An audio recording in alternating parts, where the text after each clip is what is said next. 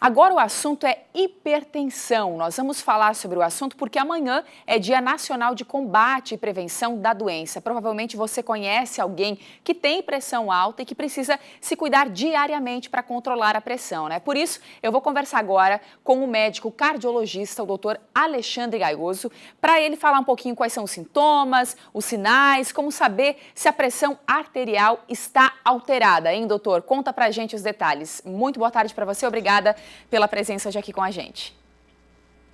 Obrigado por me receber, um bom dia. Então, a hipertensão arterial é uma doença um pouco peculiar, que ela não costuma dar muitos sintomas, né? Então, muitas vezes a pessoa acaba estando hipertensa, estando com os valores pressóricos elevados e não está sentindo absolutamente nada. Em alguns casos, acaba sentindo sintomas muito leves, uma leve dor de cabeça, uma sensação de peso na cabeça, um pouquinho de mal-estar, mas na sua grande maioria ela é assintomática. Quais são as causas, o porquê, né, as pessoas desenvolvem a pressão alta? Aí quanto aos fatores, né, as causas são diversas, né, vai desde a alimentação, né, uma alimentação rica em sódio, em sal, aos fatores externos, obesidade, sedentarismo, estresse e também causas genéticas, né, um histórico mais familiar, que passa de pai para filho, acaba tendo uma predisposição a vir a ter pressão alta. Doutor, outra pergunta que eu acho que todo mundo se faz, né, em relação à pressão normal. O que seria uma pressão normal, a pressão arterial, né? E é diferente para as idades, por exemplo, em adolescentes, em idosos. Como é que funciona isso? Sim, difere um pouquinho, né, quanto à idade e o gênero, né?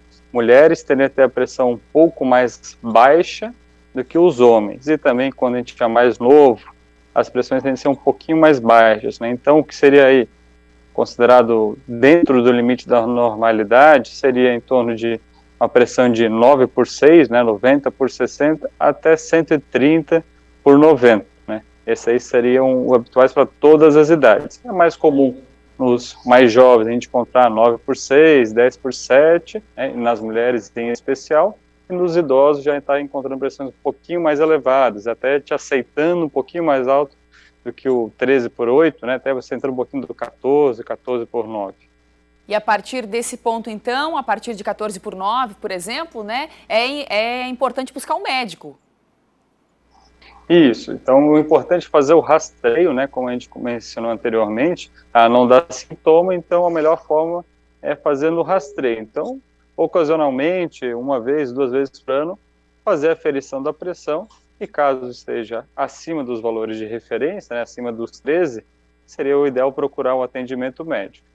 Geralmente, os idosos, eu tenho minha avó que, por exemplo, ela tem um aparelhinho ali digital que ela mede todo dia. Ela tem muito receio, né? Muito medo de repente acontecer alguma coisa. É necessário medir a pressão todos os dias, no caso dos idosos, por exemplo? Acho que é mais do medo, né? Da insegurança, doutor, que aconteça alguma coisa. Exatamente. A gente pega bastante casos de idosos, né? Agora com essa facilidade dos digitais, eles acabam fazendo uso para diversos motivos. Ficou nervoso, ficou ansioso, está com uma dorzinha, já vai ver a pressão para tentar relacionar a pressão aos sintomas.